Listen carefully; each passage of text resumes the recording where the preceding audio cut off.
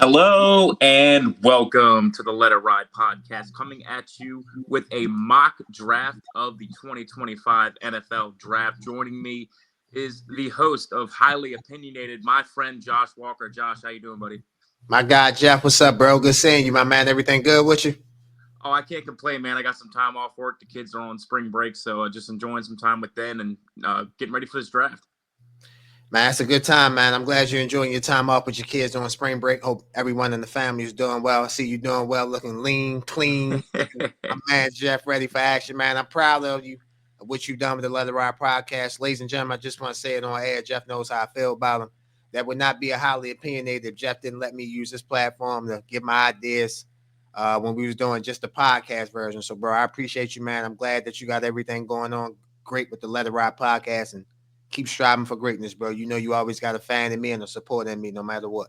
I appreciate that. You were the first guest I ever had on the show, so everything's coming full circle for us, and it's been a great ride, man. And I'm glad you're doing your thing, and I'm still here doing my thing. We're gonna dive into these picks, man. So without further ado, you are on the clock for the Titans with the first pick. The Tennessee Titans are on the draft board, no, on the clock. First pick in the 2025 NFL draft, ladies and gentlemen. We won't bore you. We should do what the Tennessee Titans should do draft night, but they're going to take the full 10 minutes because they have to. NFL Network needs the air ads and ESPN needs the ads. I am taking quarterback Cam Ward out of the University of Miami. I think that's a for sure number one pick. We all know the Titans need a quarterback last year. If you listen to me on Highly Opinionated, I thought Will Levis was bad, and I'm being bad as being nice because I'm on my brother's podcast, but thought Will Levis was terrible. So I think the Tennessee Titans will take quarterback Cam Ward out of the University of Miami. Yeah, it's pretty much the consensus now. I think he's like minus 10,000 if you want to bet it on DraftKings. So pretty cut and dry that he's going to be the number one pick. And these next two picks are pretty cut and dry as well. So it just really depends on the order. So with the Browns here at number two, basically have a choice between Abdul Carter and Travis Hunter. And most of the mock drafts I've seen have the Browns taking Travis Hunter, but I'm actually not going to do that. I'm going to take Abdul Carter here. And I think this is actually going to work out better for Travis Hunter and for the Browns and for the Giants. I think Travis Hunter needs to go somewhere where he doesn't have a chance to be the number one wide receiver. Travis Hunter might show up the Browns training camp and think, I'm the best cornerback and the best wide receiver here. I think his best path to success is going to be a full-time corner that sometimes plays wide receiver, just like the guy that he learned from, Deion Sanders. So I think he's going to be better off with the Giants, not with the Browns. I also think the Browns would just have a dynamic pass rushing duo with Myles Garrett, with Abdul Carter. I'm just going to keep building on that strength, just like the Philadelphia Eagles did. They've proved that it doesn't matter if you have a strength. You just keep building on that strength, and it can lead you to a Super Bowl like it did for the Eagles this year. So number two pick, Cleveland Browns, going a little bit off of what everyone thinks is going to happen. I'm going to take Abdul Carter here, the edge from Penn State. I love that pick for the Browns. Like you said, gives you two dynamic pass rushers. You have arguably the best pass rush. I know it's between T.J. Watt and Myles Garrett, but you have Myles Garrett on one side and Abdul Carter on the other side. That is a hell for offensive linemen, left tackles, and right tackles to have to deal with. So I think that the Browns will be in that position to take Travis Hunter or Abdul Carter. I think Abdul Carter would be a great pick for the Cleveland Browns, which segues me to the number three pick with the New York Giants. The New York Giants will be rushing this card up. The New York Giants select cornerback / wide receiver Travis Hunter out of the University of Colorado. I think this is the perfect pick for the Giants. He can come in and play both sides. They have Kadarius Toney. I mean, not Kadarius. I said Kadarius Toney. I'm sorry. They have I said Kadarius Toney. I'm so sorry. The wide receiver Malik Nabers. Yes, thank you. The rookie Malik Nabers from the University of Louisiana State. LSU, just to be specific. So he doesn't have to come in and be the number one wide receiver, but he can also play on both sides. He can play a little bit at wide receiver and play a little bit at corner. So with the number three pick, I have the New York Giants selecting Travis Hunter, cornerback wide receiver out of the University of Colorado. Yeah, and I really just think this is the best spot for him. I spoke on it when I chose Abdul Carter over him for the Browns. If he goes to a team where he has a chance to be the number one, I don't think it's going to be he's going to try too hard to be the number one wide receiver. That's not happening with the Giants. The Giants know who their number one wide receiver is. He's established. So I think this is the way that it's probably not going to break out this way. Everything is pointing to the Browns taking Travis Hunter at number 2, but we're acting like the GMs. And for me, I think this works out better for both franchises. So that brings me to your old team, the Patriots, picking at number 4, and they are kicking rocks right now because they won a meaningless game in week 18 that took away the number 1 pick. Now they're picking number 4 in a draft where there's 3 elite players. So they're kind of the odd man left out here. So do they take Mason Graham? Do they go down the board and take a left tackle in Will Campbell, who has all the measurables except for his arms? He has the short arms. People saying you can't play tackle in the NFL with arms as short as his. So I'm actually going to go with a little bit of an outlier pick here as well. I think there is another elite player in this draft class that not a lot of people are talking about. People have him sliding all the way down to the Bears at 10. I'm going to take him here at number 4. I'm going to take Tyler Warren, the stud tight end out of Penn State. Okay, I like that. Yeah, I mean, you have no offensive weapons here with the Patriots. You have a clean slate on offense outside of Drake May. You got to get Drake May some weapons. You get a tight end who can do everything. You get him that George Kittle clone, a tight end that can block, that can catch the ball down the field. They don't have anything. He doesn't have a number 1 pass-catching target. He has it here with Tyler Warren. I don't think that there's a receiver in this class that really would be worth a number 4 pick here, so they take the next best thing. They get a stud tight end here in Tyler Warren. I like that pick for the New England Patriots. Obviously, give Drake May another weapon to add with Stephon Diggs, who they signed in free agency. They have a nice running game. They have Hunter Henry at the tight end position on the roster, so you can obviously do dual tight ends with Tyler Warren and Hunter Henry as well. So I definitely can see that move. I like that move for the Patriots, but also it's to stick to the team who picks number 7 with the Jets, because the Jets need a tight end bad. So it would just be another stick from the Patriots to the Jets as far as taking their players, taking their coaches, just one-upping the New York Jets. The number 5 pick is the Jacksonville Jaguars. The Jacksonville Jaguars, I think, will be running up to the board with this. I love what Jacksonville has done during the offseason. Sad to see him leave Tampa Bay, but Jacksonville has a new coach. That's Liam Cohen. He's the new head coach in Jacksonville. I think he'll do wonders with Trevor Lawrence. But in order for Jackson to be a full competitor, they need to improve the full team. I like their offense, but they need to improve their defense. So with the 5th pick, the Jacksonville Jaguars select defensive line and Mason Graham from the University of Michigan. I think Jacksonville defense last year was porous. They were porous to say the least. They gave up almost 60 points to the Detroit Lions in an NFL game. So I think they need to improve their defense, and I think Mason Graham, right in the middle of that defense, right in the heart of the defense and the defensive line, can help in the trenches. I think that'll be a great pick for the Jacksonville Jaguars. Yeah, just add some depth to that D-line, which features the other Josh Allen, who took a little bit of a leap the last 2 years, has become one of the elite pass rushers in the league, adding to that defensive line. The only pushback I have on this, and it's a weird one. Mason Graham checks all the boxes. He has all the skills of an elite defensive tackle. When's the last time there was a really good white defensive tackle? It's been a while. Good white defensive tackle. We're not talking about pass rusher. We're just talking about interior defensive lineman. Kyle Williams, all the way back with the Kyle Williams. Yeah, Kyle Williams was a good one. It's been a minute. It's been a minute. Yeah, because I'm thinking all the great white quote unquote defensive line players are pass rushers. TJ Watt, etc. So JJ Watt, that's a good one. Damn good one. I'm really trying to think. So you gave me Kyle Williams. I'm really sitting here trying to think.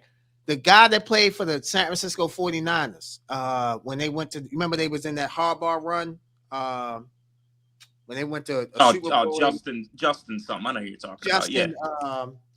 Yeah. But like I said, that's at least. Yes, but yeah, I mean that's in 2011, 2012. It's 2025 now. You're 100% right. Yeah, everybody made a big deal about Cooper DeJean being the white corner. With the NFL hadn't seen one in forever, but this one's missing the radar. I don't know. I always on the lookout for when the white boys are doing some things. So.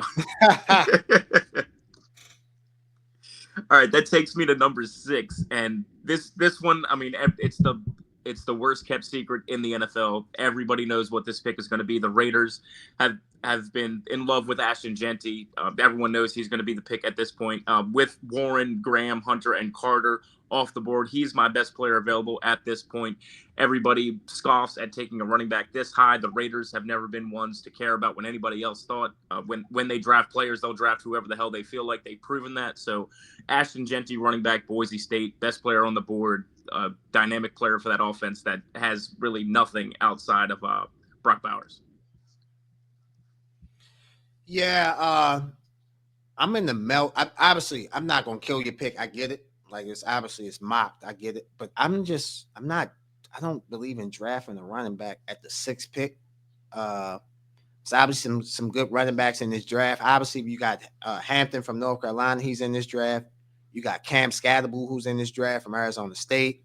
I know I'm forgetting a couple guys who's in this draft as well. But I mean, you got Henderson, and he's Travion Henderson from Ohio State, Travion Henderson from Ohio State, Junkins, the running back from Ohio State as well. So you can get a running back in the 2nd, 3rd round. We saw that in the 4th round. My Tampa Bay Buccaneers struck gold with Bucky Irvin. That was a 4th round pick.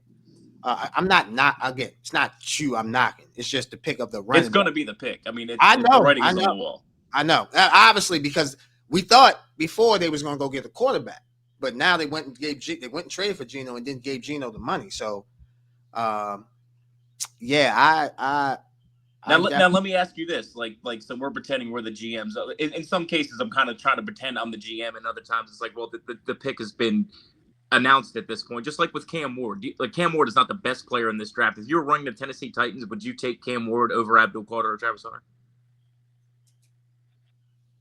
I would take a quarterback because I never believed in Will Levis. Like I never thought that was going to work, and I was proven right by that. Like Will Levis literally cost them games. Now is Cam Ward or Shedeur Sanders or Jackson Dart the best quarterback? Are they the best players in the draft? No. I think the best player in the draft is either Abdul Carter or Travis Hunter. I think they're the 2 best players in the draft. Yeah. But again, Mason Graham isn't a bad player. Tyler Warren isn't a bad player. I mean, we can go down the line. I don't want to give names away because obviously got draft guys, but it's a lot of guys. It's this to me. This draft is a middle of the 1st round and then like to a middle of the 4th round type draft, which means you could draft a guy in the 1st round that can hit. You can draft a guy in the 4th or 5th round that can hit. Yeah. Yeah, the middle is loaded. It's heavy at the top. Once you get past the elite guys, there's kind of just like a list of 50 dudes who pretty much have the same chance of being something, whether you get them at 16 or 40. So, with the 7th pick in the draft, I'm going to shock you here. I have a trade. Okay. The New York Jets are on the New York Jets had the 7th pick. Mm-hmm. The New York Jets are going to trade 2 slots down to the number 9 pick. The New Orleans Saints are going to move up to the number 9 pick. So the New York Jets and the New Orleans Saints are going to make a trade between 2 picks. The New Orleans Saints are going to trade up and draft a quarterback. And that quarterback name is Jackson Dart. Oh, wow. Okay. Okay, over Shedeur. So I know you got something for me here. Over Shedeur Sanders. And the reason why I think he will be drafted higher than Shedeur Sanders doesn't necessarily I think he's better than Shedeur Sanders. If you remember, and I don't want to just do this because I tweeted this, but I did tweet that I thought Jackson Dart would be a top 10 pick. And the team that I thought would be interested in him was the New Orleans Saints. They're interested. Derek Carr has some type of injury that is going to affect him during whereas though he might not play during the season. Yeah, he's got a shoulder thing. Yeah, shoulder thing. So they're going to need a quarterback. I don't think they're in love with Shedeur Sanders for whatever reason. I just don't think the Saints are in love with him. So I had the New Orleans Saints trading with the New York Jets. Saints at the number 7 pick. They draft quarterback Jackson Dart out of the University of Ole Miss. Yeah, I mean, I really thought it was going to be trading up for Sanders here, but you're not the first person I've heard say that they could see Jackson Dart going ahead of Shedeur Sanders. So not shocked at that point. Now I am wondering why they'd trade up, but I guess maybe they're worried about another team possibly being in love with Dart there at the bottom.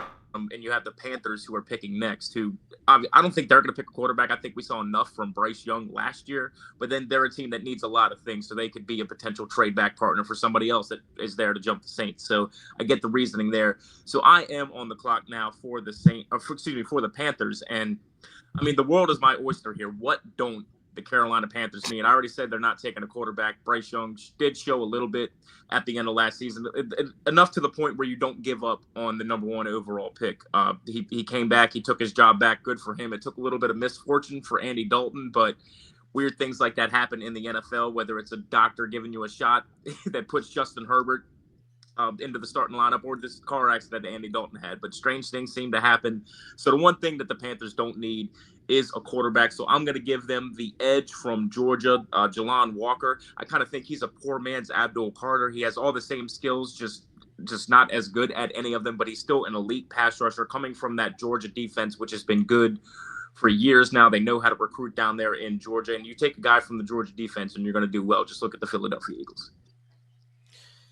Yeah, I like Jalon Walker from Georgia. I was hoping he could fall down a little bit later in the draft, but no, that's a great pick for the Carolina Panthers. And like you said, the world's your oyster. What do they other than quarterback? They need everything.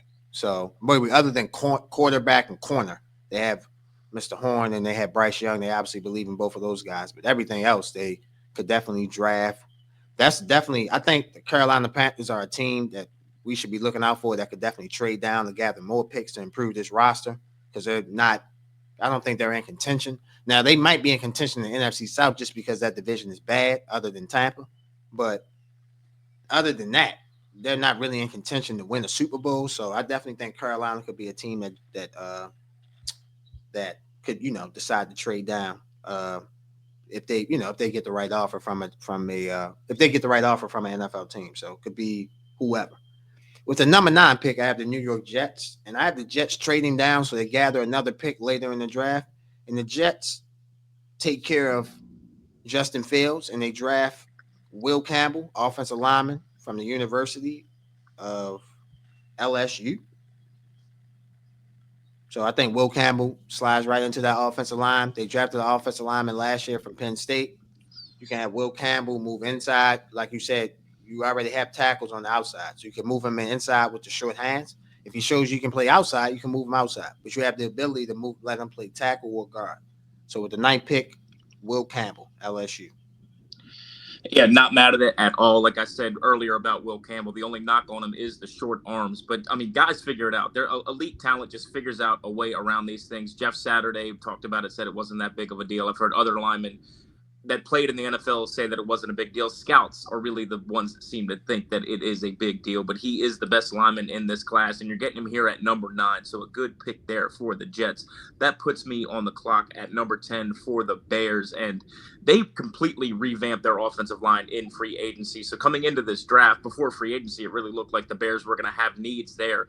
They took care of that with some veteran free agents. They're going to protect Caleb Williams, their number 1 pick from last year. So now they got to get him some weapons. They got to get him somebody to throw the ball to. They tried to do that last year in free agency, and it completely blew up in their face. Didn't really work out with the veterans that they signed, and Keenan Allen, DJ Moore. None of those guys really stepped up and turned into a number 1 wide receiver. So I have the Bears taking a number 1 wide receiver here. And it's not the number 1 wide receiver that is on most people's boards. I am going to go all the way down to Matthew Golden, the wide receiver from Texas. I think he goes over Tetairoa McMillan. He showed out at the draft combine. He showed out this season. He took the number 1 receiver spot in Texas from Isaiah Bond. Isaiah Bond, the transfer from Alabama. Everybody thought he was going to be the guy that was the number 1 wide receiver in Texas. He was going to be the guy getting picked high in the draft. Matthew Golden just straight up came in and took that from him. He showed it on the field. He showed it at the combine with a blazing 40 time. The number 10 pick for the Bears, Matthew Golden, wide receiver, Texas. That's a good pick. I didn't have Matthew Golden going this high, but I definitely can understand the idea. You improve the offensive line during the offseason. Now it's time to get Caleb Williams weapons, and let's see, can Caleb Williams really play? Like, you got to find that out. So, and the best way to find that out is to give him weapons, to give him an offensive line. They've attacked the offensive line during free agency. Now it's time to give him weapons. We don't think. We don't. I think we can. I think I can speak for you. We don't think Keenan Allen is going to return to Chicago, do we? No, I mean, even if he does, what's he giving you? Exactly. So it's time to draft a receiver. You have Cole Kmet at the tight end position. You still got DJ Moore. You still got Roma Duze. So go out here and you draft another receiver for a younger receiver Caleb Williams can grow with. You got Ben Johnson as the head coach / offensive coordinator. Well, play call, in my opinion. I know he's not the offensive coordinator, but essentially he'll be calling the plays. So, yeah, I definitely Chicago definitely should be attacking offense. They have a good defense. They should be attacking offense for sure. And I thought about running back here, but you spoke to the running back depth in this class. They can grab a running back in the 3rd, 4th round and probably be pretty happy with the production there. So I'm really interested to see the direction you go in with this next pick, because it's a team that's in complete turmoil, but they're also one of the perennial contenders every year. So the San Francisco 49ers at 11. Really curious the direction you're going to go in here. San Francisco 49ers at 11. They've lost a lot during the offseason. Yeah. They've lost Dre Greenlaw. They lost Ufunga. They lost Ward. I want to give a Shadarius Ward a hell of a man. He had a hell of a season last year. He lost his daughter in California, lost his child in California. So I definitely understood why he wanted to leave California. Just sending him my best wishes. It's a good man dealing with that and trying to play a football game. That's definitely tough. So with that being said, I think that they need to improve their defense. San Francisco can go a lot of ways. They can go offensive lineman. They can go. Oh, I'm sorry. They lost Deebo Samuel. They can go wide receiver. Even though I know they drafted Ricky Pearsall last year, but they still can improve the offensive side. But I have them going defense. I have them going with the number 11 pick. I have them taking the best corner available, in my opinion, and that's Will Johnson from the University of Michigan. So I think the San Francisco 49ers will take Will Johnson. I think he's the best. I think he's the best cover corner in the draft. Some people say he's more of a zone corner than a man corner. I mean, I've seen him play man at Michigan. He looked pretty damn good to me. So I think he can play both. He's 6'2", so he's a big enough corner that can stick bigger wide receivers, where other corners in this draft can't, because they're smaller. They're more slot corners than they are outside corners. Will Johnson can play inside and out. So give me Will Johnson, University of Michigan, for the San Francisco 49ers. Yeah, I like the pick here, and a lot of people are putting Jedi Barron ahead of him, and I really don't think that that's smart. I think Will Johnson proved it on the field.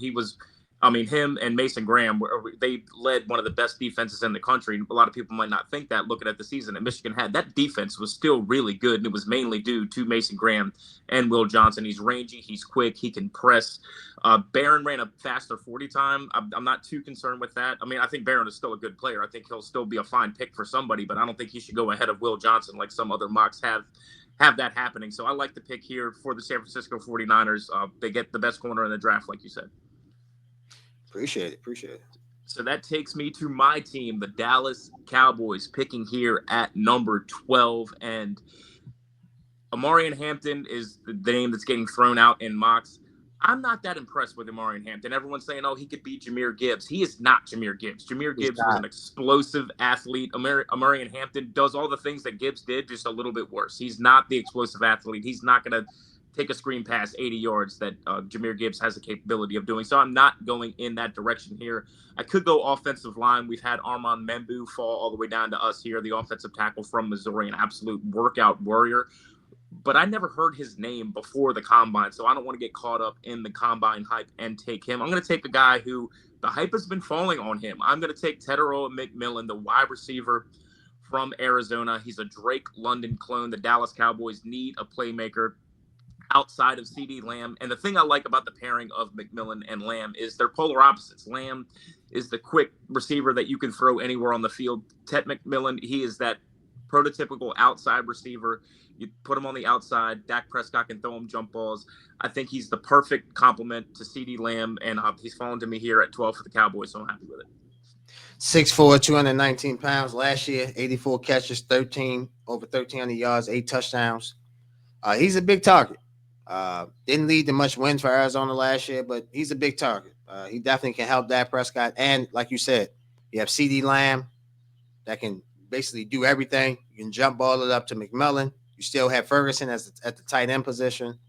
And obviously, we think they'll draft a running back at some point in time during this draft, whoever that will be. So I like the pick for Dallas. They definitely the Cowboys have to address another playmaker other than just CD Lamb. They have to address that. If they don't address that, then yeah, they're in serious trouble. They have to address that, whether it's free agency, left trade, or the NFL draft. So McMillan definitely fits a playmaker on the other side of CD Lamb. With the 13th pick in the NFL draft, I'm drafting for the Miami Dolphins. Easy pick. Calvin Banks Jr., offensive tackle from the University of Texas. I think he's the best. I think he's the best tackle in the draft. I know we have the guy from Missouri. How you pronounce his name? Membu. Armand Membu. Yeah, the workout warrior. Yeah, he's a workout warrior, but I've seen Calvin Banks Jr. play in big games. I saw him with Texas. He's held his own. You're gonna give up plays, but he's held his own. And they need a left tackle because Teron Armstead retired. So they need a left tackle. So to me, Calvin Banks Jr. is the guy. University of Texas.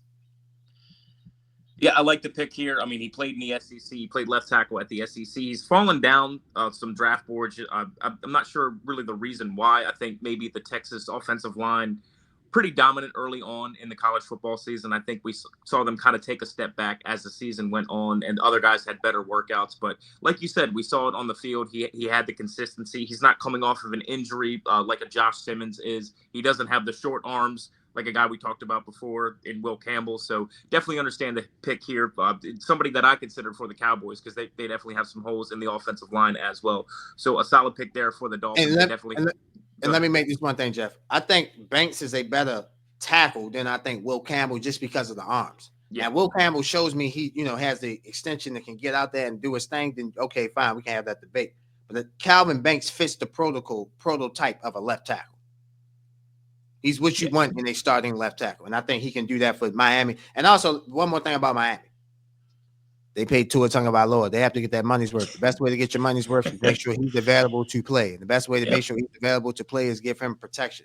Now, he can't have Fort Knox, but he damn sure can have something close to it. And Calvin Banks Jr. can help with that. Yeah.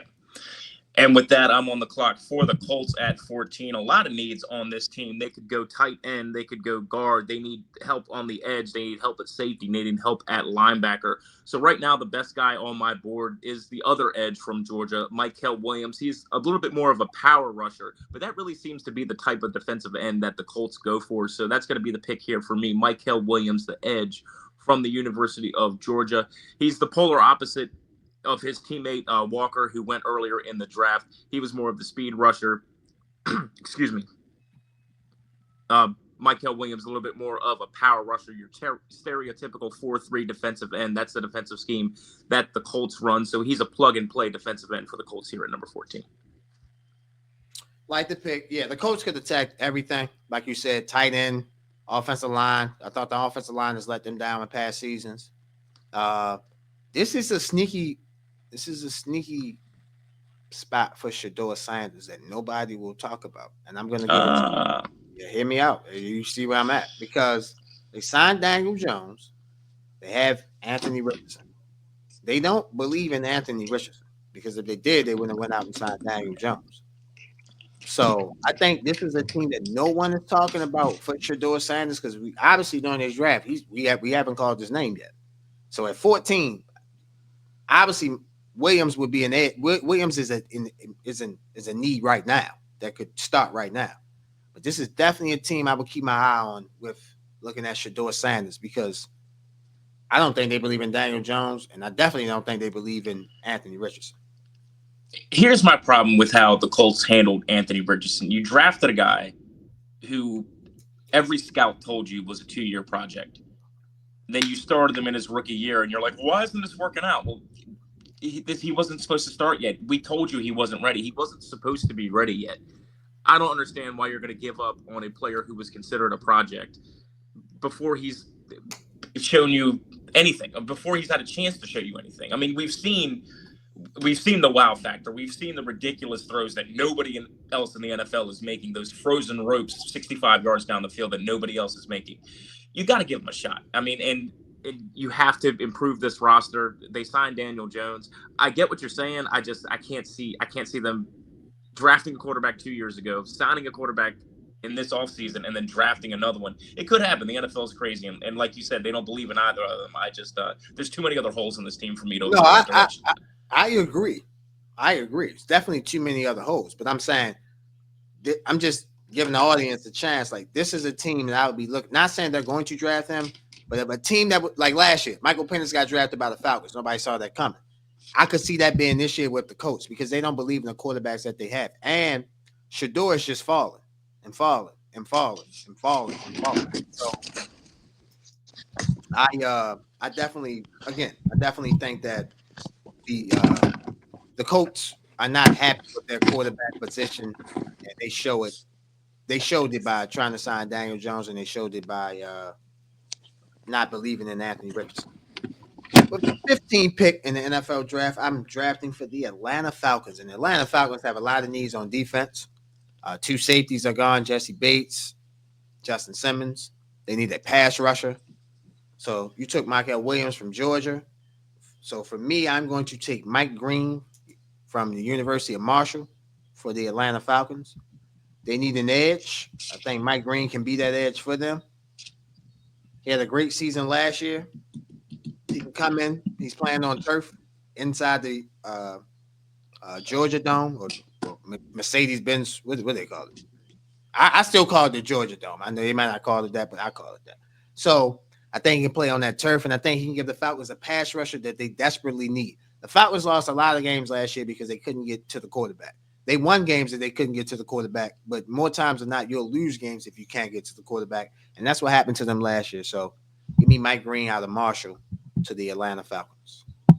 Yeah, that was the biggest problem that they had last year. Absolutely no pass, not just no pass rush, an historically bad pass rush, dead last in the league by a wide margin. So definitely a good pick there. They have to address the pass rusher position there.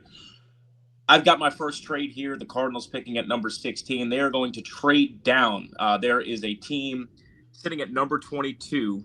There is a coach sitting at number 22 watching one of his players fall down the board, and he is licking his chops because his former player is the perfect complement to his current quarterback. So Jim Harbaugh and the Los Angeles Chargers are going to trade up from number 22 to number 16. They have to get in front of their division rival, the Broncos, because they're going to be eyeing this guy up too. We are going to reunite Colston Loveland, the tight end from Michigan, with Jim Harbaugh, get Justin Herbert, a stud vertical threat tight end. Just think this is a match made in heaven. I think this will happen on draft day. I think you will see the Chargers trade up to get Colston Loveland because he is an absolute stud. He's probably a better pass catcher at the tight end position than Tyler Warren, who I had going number 4, one of the best players in the draft. Tyler Warren, definitely the more complete tight end, but Colston Loveland, the better receiver. And it's the kind of target that Justin Herbert has never had. So he gets that vertical threat tight end, and Jim Harbaugh gets his guy that he coached at Michigan. Love that pick for the Chargers. They trade up, get that guy. Obviously, Jim Harbaugh knows Colston Loveland very well because his time at Michigan, he recruited him, so he knows him well. I love that pick for the Chargers. We saw in that playoff game they need another weapon other than my fellow good man, Ladd McConkey. They need another guy, so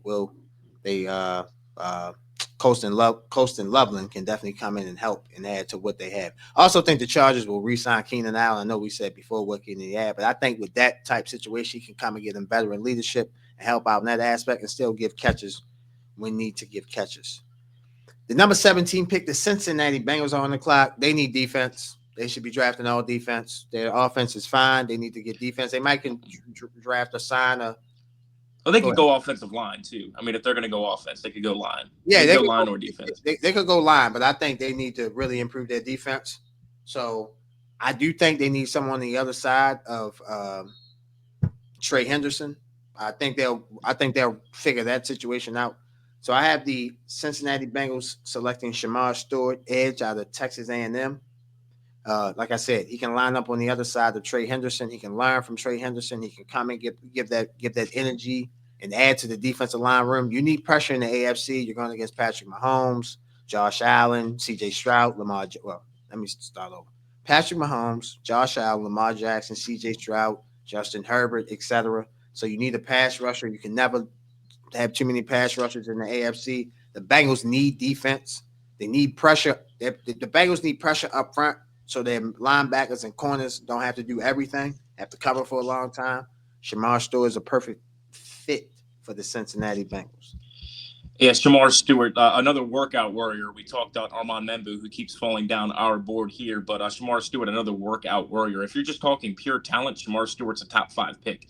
Problem is he never had the production, but he has a guy in Hendrickson that he can learn from there in Cincinnati, get the good coaching. Now, I would say the good coaching from Lou Anarumo, who was one of my favorite D coordinators, but he was unfortunately fired. I don't think he necessarily did anything wrong. I think there's a personnel problem in Cincinnati on the defensive side.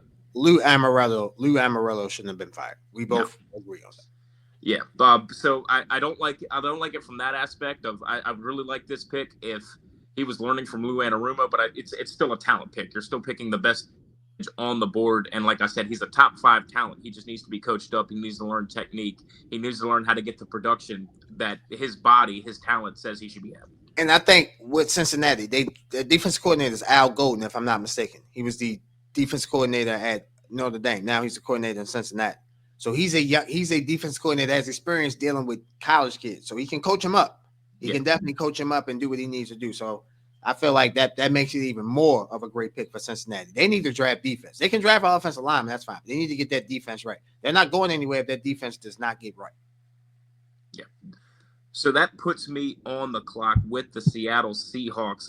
They have needs on the offensive line. They need a pass rusher. Unfortunately, there's been a run on pass rushers in our draft here. I could go Armand Membu, the workout warrior, who just keeps sliding and sliding down the board. I could go Jahad Campbell, the linebacker from Alabama. You can never go wrong with picking a linebacker out of Alabama. The middle linebackers from Alabama, Rolando McClain, D'Amico Ryans, Dante Hightower, Upshaw, C.J. Mosley, Christian Harris, Henry TuaTuo. It just goes on and on and on and on. They have stud linebackers coming out of Alabama left and right. But I am going to go with the offensive tackle here. I don't think that they've gotten what they thought they would from Abe Lucas, and the name of the other tackle there is escaping me. But they keep having injuries among both of them, inconsistent play. So I think you got to take the offensive tackle here. Give me Armand Membu to the Seattle Seahawks at number 18. Yeah, they're going to start Sam Darnold. So they need to have all the protection in the world they need to have for him. Make sure everything is straight, everything is right for him to have. So Membu would be a great pick for the Seattle offensive line, just to improve that offensive line even more. So again, you don't want Sam Darnold having to do too much. Read what you see, what you see, and go at it from there. I'm wondering if I messed up. I might have just let that Alabama guy I was talking about fall to you at number 19 for your Bucks. Well, that might be too perfect for you. Well, what do you know? With the 19 pick, the Tampa Bay Buccaneers are running up to the board, and they draft linebacker from Alabama, Jahad Campbell. This is the pick, ladies and gentlemen. Tampa Bay is my team. Jet pick for his Dallas Cowboys. I get the pick for my Tampa Bay Buccaneers. Now, he picked McMullen, the wide receiver. I don't necessarily know if that's the pick he wants, but if it falls to that pick, he wouldn't be upset with it. Ladies and gentlemen, I want the Tampa Bay Buccaneers to draft Jahad Campbell. Linebacker, 6'3", 235 pounds. He can learn from Lavonte David, who is a Hall of Famer, ladies and gentlemen. Let me say it again. Lavonte David is a Hall of Famer. We struggled last year in the middle of the field. Kirk Cousins had his 2 best games because he carved us up in the middle of the field. I think Jahad Campbell can help with that. He can rush to the passer as well. He can cover tight ends. He can cover the middle of the field. If the Tampa Bay Buccaneers get Jahad Campbell at number 19, let's just see how the rest of this draft go. I love what they've done in free agency. Let's just see how everything else go. But that would be a perfect pick for the Tampa Bay Buccaneers at number 19. And just so everybody knows, we didn't talk about who we were picking before. That just happened organically. I just happened to build that guy up right before you picked him there at number 19. And I did consider him for the Seahawks. Yeah, I hope Membu drops to Seattle and they take Membu, because I want Jahad Campbell in Tampa, bro. Because again, I'm not going to spend too much time. He can learn from Lavonte. And if you watch Tampa Bay, we watched them. Let me say this, ladies and gentlemen. You watched Tampa Bay in a playoff game because they played Washington. What did they do? They struggled in the middle of the field. Damani Brown, McLaurin was cooking them in the middle of the field. Zach Ertz cooking them in the middle of the field. Need somebody that can contain that. Mr. Campbell can definitely do that. So that takes us to number 20, the Denver Broncos. The Los Angeles Chargers in this mock draft jumped them, took Colston Loveland. Broncos would have loved to have that guy fall to them. But there's still a guy falling on the board that they can grab here. They have a need at running back, so they're going to take Omarion Hampton, the running back out of UNC. Like I said, everybody is kind of comparing him to Jahmyr Gibbs. I don't think he's that good, which is why he's falling here to number 20. But he's still a damn good running back and better than anything that the Broncos have right now. So number 20 pick for the Denver Broncos here is going to be Omarion Hampton, running back, North Carolina. Yes, Amari Hampton. Good pick. Denver needs a running back. I don't know why they don't love Javonte Williams. I don't know what happened with him. I guess he fell out of rotation. He's on the Cowboys now, so. Well, yeah, last year he was on that. They didn't use him like that. They was using other guys. They was using rookies. So yeah. I like Javonte Williams on the Cowboys. I think he's a underrated running back. Not saying he's the best running back, but I like what he can do and what he can provide for a team. With the number 21 pick, the Pittsburgh Steelers are on the clock. And you ask yourself, what do the Pittsburgh Steelers need, looking at their current roster?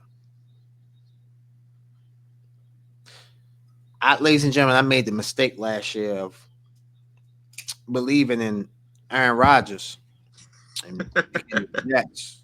If you watch my show, Highly Opinionated, shameless plug, I'm sorry. If you watch Highly Opinionated, I picked the Jets to go to the Super Bowl, and I was early in the season. I realized I made a mistake, but you got to be strong in your opinions. You got to stick strong with them. So not if you gamble, man. If you gamble, you got to jump. Yeah. If you gamble, you got to adapt and adjust. But in picks, you got to even if you're wrong, you still have to own that you made that pick, regardless of how it goes. Right. So the Pittsburgh Steelers to me need a quarterback. I'm going to start writing his name down. I know you're picking. Yeah. You know what I'm thinking. This will be the perfect situation for Shedeur Sanders. Yep, 100%. And I'm taking Shedeur Sanders from the University of Colorado to fall to the perfect spot. Ladies and gentlemen, I do not necessarily think Jackson Dart is better than Shedeur Sanders. But the NFL is not about who's better. It's not about that. It's about where you land. I learned that with the number 1 pick in the Lamar Jackson, Josh Allen draft. The number 1 pick in that draft was a fella by the name of Baker Mayfield. And if I would have told you a couple years ago when Baker was in Cleveland that he would have had a season that I know Josh Allen won the MVP, but Baker had better stats than Josh Allen. He just didn't have the wins that Josh Allen did. He had better stats. Him and Lamar Jackson touchdowns were close to each other. It's not about player. It's about team that you go to. Look at Baker now in Tampa. This will be the perfect situation for Shedeur Sanders. Come in. You'll win the job because you're the best quarterback there. And then you have structure where you're not going to have a new general manager. You're not going to have a new coach every 5 years. Mike Tomlin is going to be there. I love this pick for the Pittsburgh Steelers. Give me Shedeur Sanders, University of Colorado quarterback. Yeah, Mike Tomlin will be doing flips if this actually happens. Now, I think that the Steelers could end up drafting him. I mean, we're only doing 1 trade each. So obviously in the real NFL draft, there's a lot more trades than that. So if Sanders falls to 13, 14, I think you'll see the Steelers potentially trade up and land their guy. I don't think they're actually going to get him at 21, but for the purposes of our mock, they get him here. And like you said, you're running the card up. It's the perfect pick, perfect landing spot. It's a plug and play. It's the Steelers have a ready-made roster for I don't want to call him a veteran quarterback because he's not obviously not a veteran quarterback. He's a rookie quarterback, but just like, of course, his name is escaping me now as we're sitting here.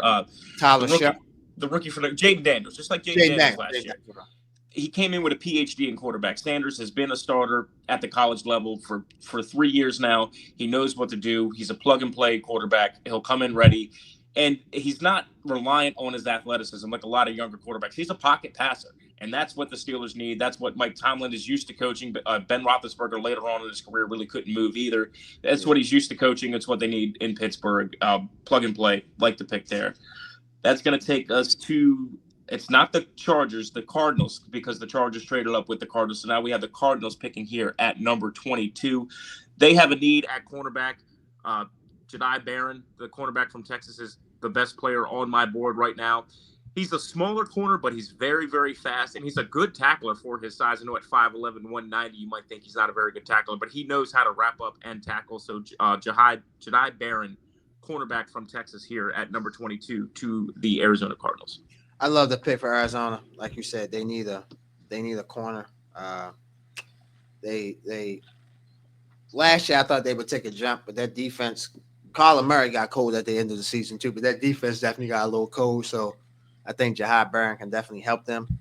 I love the pick. I think Will Johnson's better. I don't know why people have Barron going over Johnson. I think Johnson's better, but Barron can definitely help Arizona. Can definitely improve that defensive line room.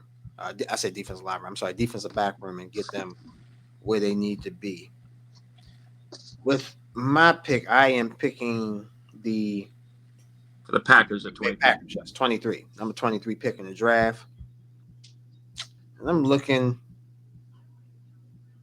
on the board, and I am going to take the Green Bay Packers. I am going to take offensive lineman Tyler Booker from the University of Alabama. I think the Packers are kind of like in a unique situation. I like their defense. The defense could get better. Yeah, they could draft a defense, but I don't think the Packers know what Jordan Love is. Like, I don't think they know what he is. I think they know what he is against bad teams, but last year against good teams, he struggled. So I think they should do everything they can to improve that offensive line even more. I wouldn't be drafting a receiver. I think they should go out and trade for a veteran receiver or sign a veteran receiver. Drafting receivers, you've done that. We know you can do that, but you haven't drafted the number one. So I think they should improve that offensive line. So Tyler Booker, offensive lineman from Alabama, can definitely do that. He can play guard. You can kind of you may be able to move him into center if you need to. Yeah, and he's the best interior lineman in the class. Interior linemen don't really get drafted high, but this late in the first round, you're getting the best guy at his position. So definitely like the pick there. I don't know why. I don't know why interior offensive linemen are so undervalued. It really doesn't make sense to me. They're just as important. You can have two good left tackles if you're getting barbecued up the middle. I've never understood why guards are viewed as just kind of this throwaway position in the NFL. So you're getting the number one guy there here at number 23. So I think it's a great pick for the Packers. Yeah, I just think what they need to find out what, like Jeff, I mean, I know you're not the Packers, but what do you think of Jordan Love? Like, do you know what he is? Do you not know what he is? Like, I mean, I think he's a franchise quarterback. I've seen it. I mean, you're talking to a guy that, he carved up my favorite team in the playoffs, and we were a 7-point favorite. So I've seen what Jordan Love can do. I'm not doubting that guy at all.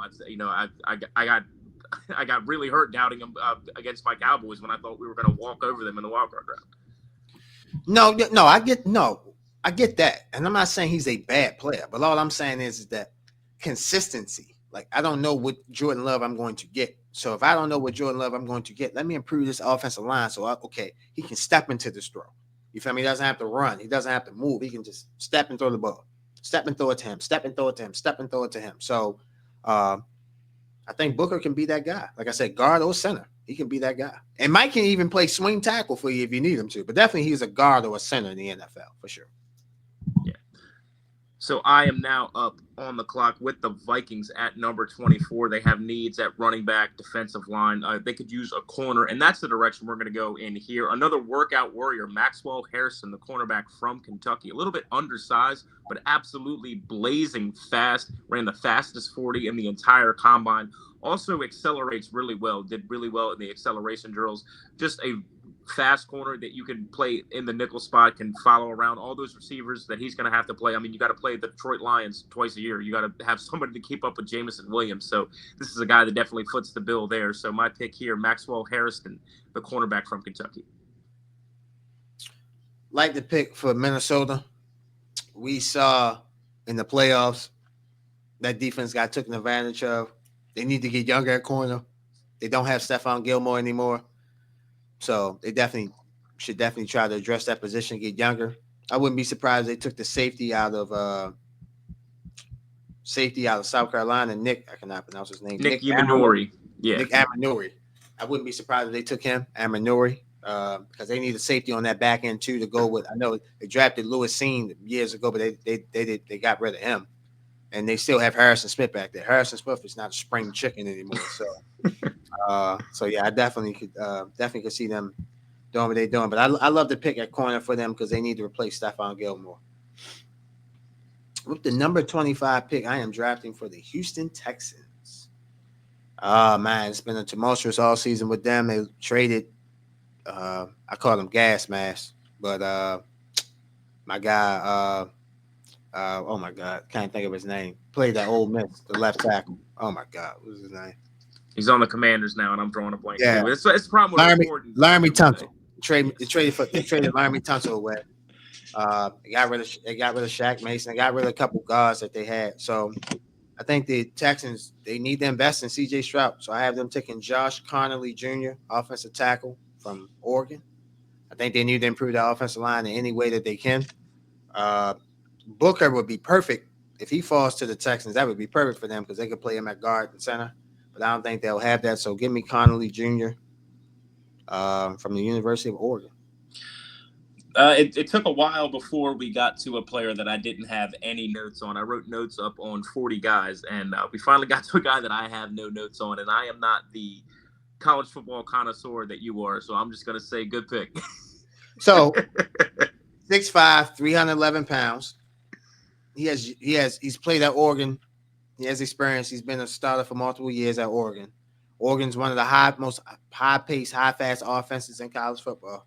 I just feel like, again, the Texans need to touch that offensive line. They're invested in CJ Stroud. So their defensive line is fine. The reason why they beat the Chargers in the playoff game was because Danielle Hunter and Will Anderson, they were better than Khalil Mack and Joey Bosa. That's why they won that game. Will Anderson and Danielle Hunter were the two best players on the field. Yeah. Watching that game. So their defensive line is fine. Could they improve their defensive back, middle linebacker? Okay, that's fine. You have to protect CJ Stroud. Connolly Jr. can definitely do that. And will help because they have needs on the offensive line. Yeah, like you said, they traded away their, the staple of their offensive line, so definitely have to replace them. So can't complain about the pick there. At number 26, I am drafting for the Rams. I mean, they have needs all over the place. They lose Cooper Kupp. They have a need at tight end. Tyler Higbee suffered an injury late in the season. He's also getting a little bit older. They have needs at tackle, linebacker, cornerback. But I'm going to take the best player that I have left on the board. It is a guy that you just talked about, Nick Emmanwori, the safety from South Carolina. Now, he was not the top safety on the board coming into the combine. That would be Malachi Starks, the safety from Georgia. Probably the smarter, safer pick, the smart playmaker type. Nick Emmanwori is just a stud athlete. Big, rangy, fast. I'm just scared because I watched a guy, I don't know if you remember this guy that the Raiders drafted by the name of Taylor Mays, who wowed everybody at the combine with his speed, with his size, and ended up being a total bust. So I'm hoping that Nick Emmanwori doesn't have that in him. I have seen it before. I've also seen the safety from Notre Dame that went to the Ravens. I've seen him have the same measurables and end up being a stud. Of course, like I said, it's after Kyle Hamilton. What is it? Kyle Hamilton. Kyle Hamilton, thank you. We're recording after midnight, so we're drawing blanks on a lot of names. But Nick Emmanwori, the safety from South Carolina here to the Rams. This is a young, up-and-coming defense, and they're adding to it here. I love the pick. I think Emmanwori, and let me just do this. So I have the pick for the 27 pick. I have the Ravens taking Malachi Starks from Georgia. And it's either or, like, for me. Like, I think they're both very good safeties. I actually think Starks is slightly a little better, but Emmanwori he's a thumper. He's willing to get physical. He's willing to come in there and make plays. He can intercept the ball just the same way Malachi Starks can. I just think Malachi Starks is a little better, has a little bit more experience. Well, and not only that, for the Ravens, you already have the Emmanwori type. So, like, with safeties, you're a tandem, and you need the thumper and you need the coverage guy. And I think that Starks can provide that with Hamilton. And the Ravens had Marcus Williams. They signed him to a big free agency deal a couple years ago, and he turned out that didn't work out for the Baltimore Ravens. So I think safety. The Ravens need a safety or a pass rusher. I looked at Donovan. I cannot. I always struggle with his name from Boston College. Izarike. Am I pronouncing his name right? Donovan Izarike. Yeah. You watch a lot more college football than I do. You know. Yeah, Donovan Izarike. I can't pronounce it either. There we go. I watched some tape on him. He reminded me a lot of DeMarcus Lawrence. Like, good run defender, not necessarily the best pass rusher. Izarike can be a good fit for the Ravens. He would definitely be a good fit because they need a pass rusher. But I have them taking the best player on the board for me, and that's Malachi Starks with the 27 pick. So that puts me on the clock for the Detroit Lions. They have some needs at edge, at linebacker, at cornerback. I mean, their entire defense was in body bags at the end of last season. So injuries all over the defense kind of derailed their season. There's still some holes on that defense as well. The offensive line is loaded. They're loaded at wide receiver. They're set at running back. They're set at quarterback, at least for now, with Jared Goff. So I'm going to take the best defensive player that I have left on the board. It is James Pierce Jr., the edge from Tennessee. He's big, he's fast, he's tested well, but just like Will Campbell, the knock on him is the short arms, but he has the technique to get around that. So that's why he's fallen here, but I'm going to take James Pierce Jr., the edge from Tennessee, to the Detroit Lions at number 28. I love it. Detroit, I picked them to go to the Super Bowl. I didn't get made fun of like I did with the Jets. And the reason why is because Detroit they had injuries. They were literally in body bags. Jeff, my great brother, man, he said it best, man. Like they were playing fourth and fifth stringers. Like you're not going to go far with that. I don't care who you are. You got Tom Brady, you got Patrick Mahomes. You see what Patrick Mahomes do with second and third string offensive linemen. Imagine what he would do with fourth and fifth string offensive linemen. That's what Detroit was playing at fourth and fifth string linebackers and corners and pass rushers and stuff like that. So I love to pick James Pierce Jr. for Detroit, University of Tennessee.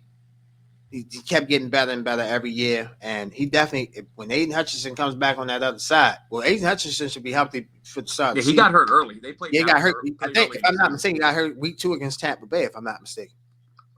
So, yeah, now we Pierce and Hutchinson, they keep improving that defense. Now, that defense can finally match with that offense production that the offense had last year. But the number two on the clock for James is supposed to be here drafted for his Commanders, but we couldn't get a hold of him late, so now we're just going 2-man. He was supposed to be here to draft for his Commanders, but now you're doing it here at number 29. So, James, first of all, James, we love you. We miss you, bro. Can't wait to have you back soon. Hopefully, everybody gets well and we get to have you back soon, bro. So I'm picking for you. I obviously know you'll watch this, you'll listen to this. So if I'm wrong, please let me know. But I think the Commanders need defense. I think that's very, very out there. Like they need to improve their defense, especially on that defensive line. So I'm taking my guy, who I thought the Ravens could have took at 27, Donovan Izariku, edge from Boston College. Like you said, he reminds me. He reminds me a little bit of Justin Tuck. I know you said DeMarcus Lawrence couldn't, good run stop and not the best at sacking quarterbacks, even though DeMarcus Ware is one of the best sackers in history, but he's a better run stopper than he is a pass rusher, but he's a great pass DeMarcus rusher. Lawrence, not DeMarcus Ware. You said DeMarcus Lawrence. I'm sorry. Yeah. DeMarcus Lawrence. Okay, I'm sorry. DeMarcus Lawrence. DeMarcus Lawrence is a good player. Just got paid in Seattle. He had his peaks and valleys. I think Izariku can be a little bit better than that. I think he's a better run defender. I think he's better at getting to the quarterback. And when you put him with guys that Washington can have that can rush the quarterback and have a defensive coordinator like a Dan Quinn, I think Dan Quinn can get the best out of Izariku. Give me Izariku to the 29th pick to the Washington Commanders to improve that defense. Yeah, I like the pick there. Like you said, at this point, you're at number 29. You just got to take the best defensive player on the board. And I'm going to have the Bills doing something similar here at number 30. They have needs at edge, at linebacker, at cornerback. They did just re-sign Tre'Davious White. I'm not sure that he's ever going to get back to the form that he was in. So I'm going to address the cornerback position here. I'm going to take Azareye'h Thomas, the cornerback from FSU. I think he is incredibly underrated. He is a tall press corner, and this guy can really play. He played in the ACC, so didn't get a lot of the buzz that a lot of the other SEC guys that got drafted ahead of him, but he is a really good corner. I think you could see him go earlier in the draft than this, but he's available for the Bills here at number 30, so that is my pick. Azareye'h Thomas, quarterback, FSU. I love the pick for Buffalo. They have to, Azareye'h Thomas, they have to. Last year, 36 tackles. He had 1 interception. 6'2", basically 200 pounds. I like to pick for Buffalo. The thing about Buffalo, and I know obviously it's the draft. I get it, ladies and gentlemen. I get it, but they gotta find a way to slay that mountain. So maybe, hopefully, Azareye'h Thomas can help them do that and try to beat Kansas City in the playoffs. But they gotta find a way to beat Kansas City. They gotta find a way. Hopefully, the addition of Joey Bosa And again, I think we both agree they'll definitely be drafting defense. I think they like their Yeah. offense. They'll definitely be drafting defense at some while, whether it's an edge, linebacker, or corner. But they got to find a way to slay that dragon, man. Until they slay him, man, it's just they just playing around at this point. With the number 31 pick, my last pick of the 2025 NFL Draft, I am drafting for the AFC champions, Kansas City Chiefs. Last Super Bowl, what do they need? Offensive line. They traded their best offensive lineman, one of their best offensive linemen to Chicago, Joe Thuney. I think the Kansas City Chiefs will take offensive lineman Josh Sims from the Ohio State University, 6'5", 310 pounds. He's a tackle. The Chiefs need help at tackle. They had to move Joe Thuney to tackle, so I feel like Josh Sims can fit that role. I don't believe in that right tackle, Jawan Taylor. I think Josh Sims can come in and fill that left tackle role, or even might switch to right tackle if he's a better right tackle than left tackle. Give me Josh Sims, Ohio State. Now he's fallen down the board. He was much higher, but for everything I was reading, he's not going to be ready to start next season. But I don't think that's a problem for the Chiefs because clearly they only care about the preseason. That was the team that was undefeated for much of the regular season, so it's weird to say they don't care about the regular season. But this is a team that's preparing for January, so I don't think it's going to bother them that Josh Simmons isn't ready to start the season. Yeah, I know they said that he, I know he has an injury, but again, like you said, with Kansas City, they're not playing for September. They know that they'll be in the playoffs. At worst, they'll be a wild card team. At best, they'll be the number one seed like they've been for years. So I think they're playing. I think he's the best offensive lineman left on the board, in my opinion. Yeah. So I am on the clock. It kills me that I'm picking for this team at number 32 because it means that they won the Super Bowl. It is the Super Bowl champion, Philadelphia Eagles. They could go a couple of different directions here. They could fill the holes that they lost a couple of their defensive linemen in free agency. They could fill some of those holes. They love adding depth on the defensive line. You have the defensive tackle Walter Nolan from Ole Miss. He is available. I'm going to focus in on one of the only two games that the Eagles lost last year. It was to your Tampa Bay Buccaneers. Why did they lose that game? Both of their wide receivers were out. Outside of their top two wide receivers, outside of Smith and Brown, they have absolutely nothing. If one of those guys or both of those guys are out, they are absolutely toast. They have nobody at the wide receiver position outside of those guys. So I know it's easy to look at the roster and say, oh, you have two wide receivers. Why would you spend a number one pick on another wide receiver? But they have absolutely no depth. So for me, they're going to take Luther Bowden, the wide receiver out of Missouri. This is a guy that's going earlier in a lot of mock drafts. He's here on the board for the Eagles, so I think they're going to snag him. I love that pick for the Eagles. He's an electric playmaker, University of Missouri. He was Missouri's best receiver. I led Missouri a couple years ago to the Cotton Bowl. They beat Ohio State. This was two college football seasons ago. I love Luther Burden. He's a hell of a receiver. He would fit in perfectly seamlessly with A.J. Brown and Devontae Smith, Jalen Hurts as a quarterback.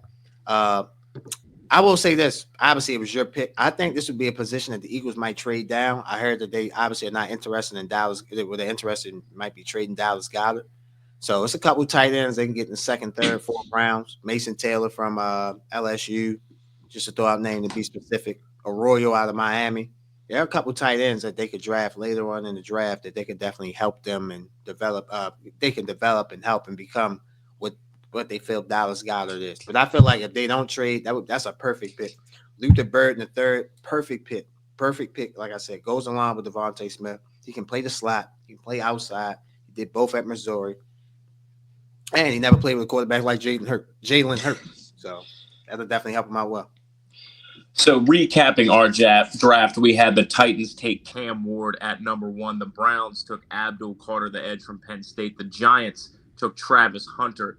The Patriots took Tyler Warren, the tight end from Penn State. The Jags, Mason Graham, the defensive tackle from Michigan. The Raiders selected Ashton Jeanty, the running back from Boise State. The Jets traded up to number 9 to take Jackson Dart, the quarterback out of Ole Miss. Saints traded up to number 7.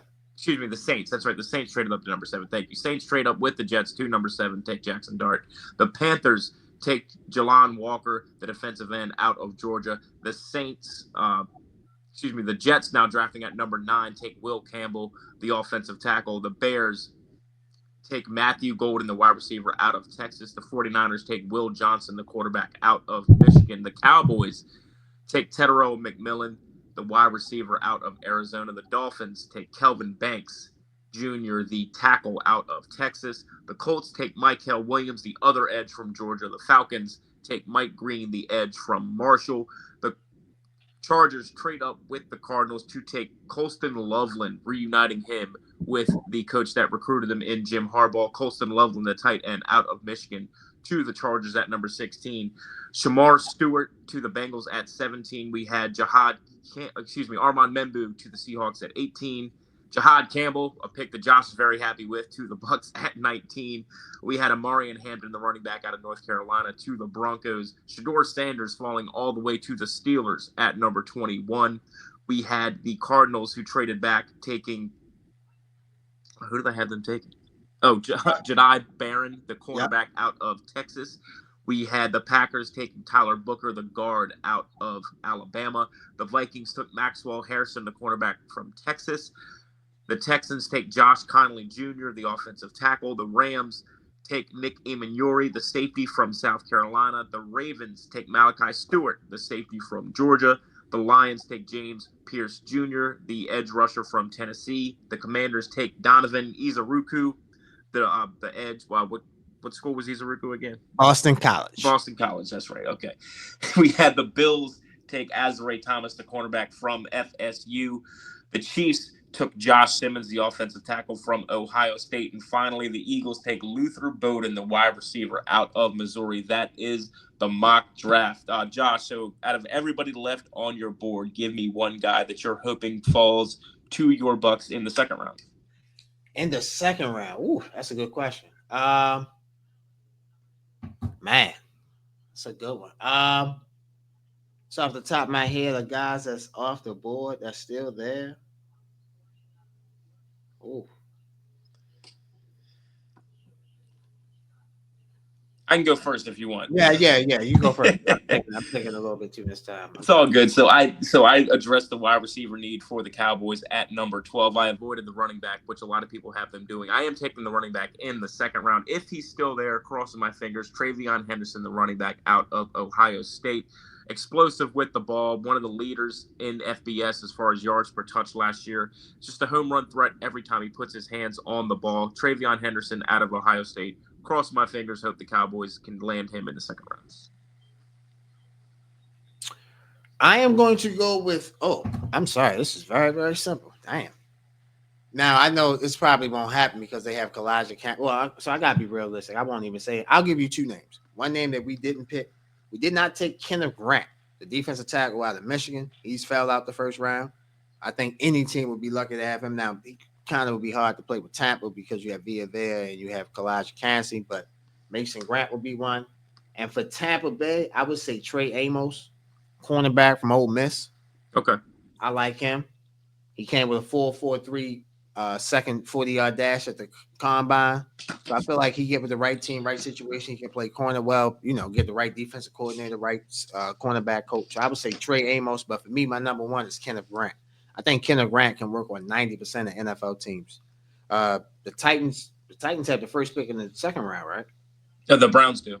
The Browns have the first pick in the second round.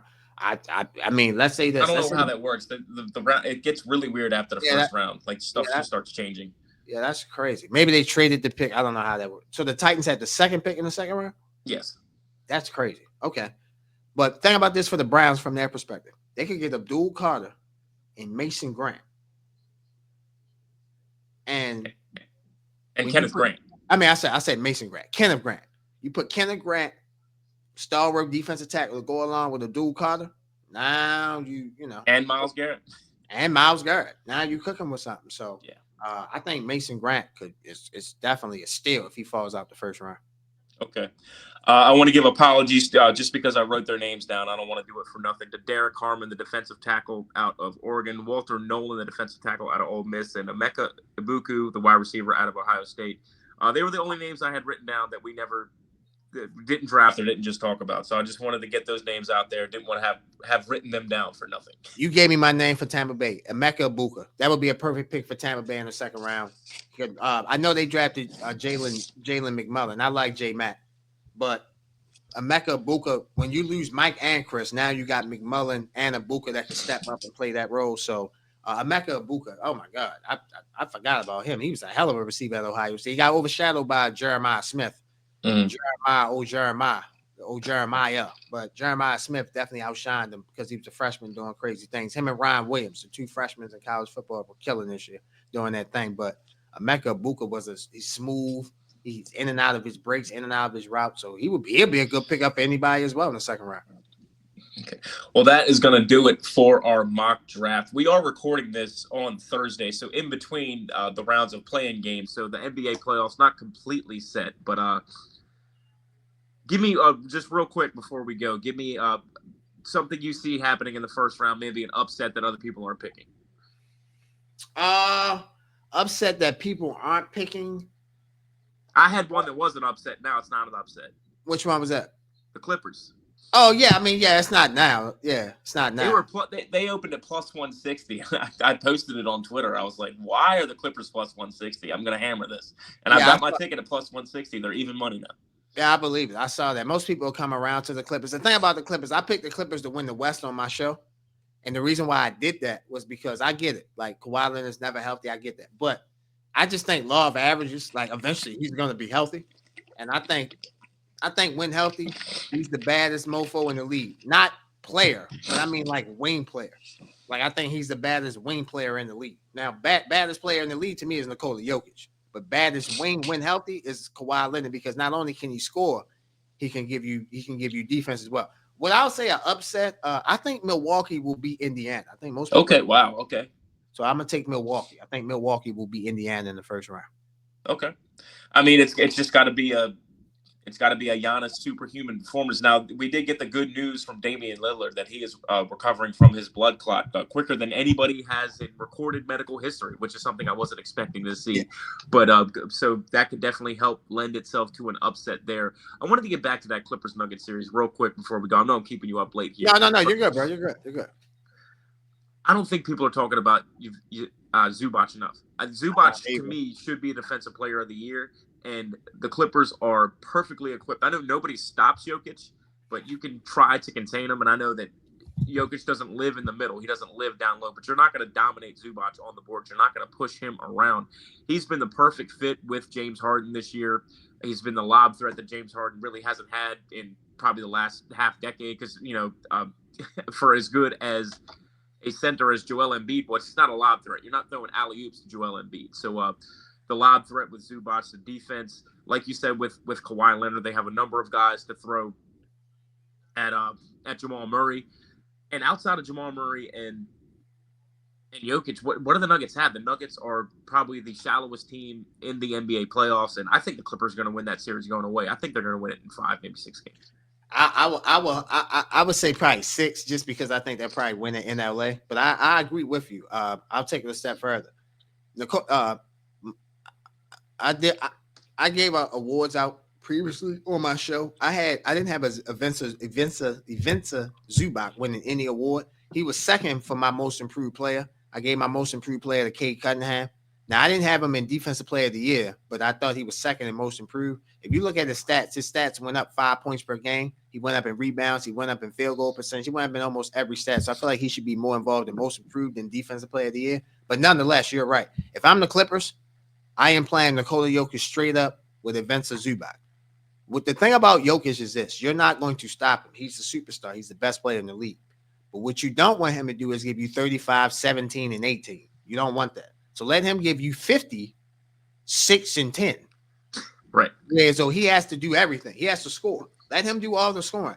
Don't leave Jamal Murray. Don't leave Michael Porter Jr. Don't leave Aaron Gordon. Michael Porter Jr. and Aaron Gordon are the key in this series. The Clippers stop them. They might win in 4 or 5, like you said, or 5, like you said. But I think it'll be a 6-game series. But I'm taking the Clippers. I just think Nikola Jokic is the best player in the league. But in this particular series, I think Kawhi Leonard will be the best player in the series because I don't think the Nuggets have a matchup for him. Yeah, they don't. I mean, you have one stud defender in Aaron Gordon. You can only put him on one guy. So outside of that, and I think James Harden has a big series too, because there's no perimeter defense with the Nuggets. I think James Harden's gonna have a big series. Yeah, he should be able to do what he needs to do against Christian Braun and do what he needs to do against Jamal Murray and make Jamal Murray work on the offensive end, make him play both sides, offense and defense. Yeah. Well, just wanted to touch on the NBA real quick, just because the playoffs are kicking off. I was hoping to do an NBA playoff episode, but I haven't had the time for it. But happy to get on here, do this mock draft. We've been talking about it for weeks. Finally got the chance to do it. Josh, it was great to see you, man. Anything to add or plug before we sign off? Man, listen, you guys keep listening to the Let It Ride podcast. This brother Jeff is giving you guys great content. Follow him on the at the Let It Ride podcast on Twitter. I mean, bro, you're giving out great material, great things, bro. Just keep doing what you're doing. I'm always here to help. Ladies and gentlemen, if you can, after you get finished listening to the Let It Ride podcast, come on over to Highly Opinionated. We got some great content. You will see this gentleman on the show very, very soon. I promise you guys that. Just like we worked to get this mock draft out 2025 for you, we'll definitely work to get him on Highly Opinionated, man. I can't wait to have you on. But, bro, keep doing your thing. Keep doing keep doing great things. You know I'm always here to help. Appreciate the sentiment, my brother, and right back at you. Can't wait to come on the show, and I will see you then. Hopefully we're talking again real soon. Yes, sir, man. We sure will. Take care.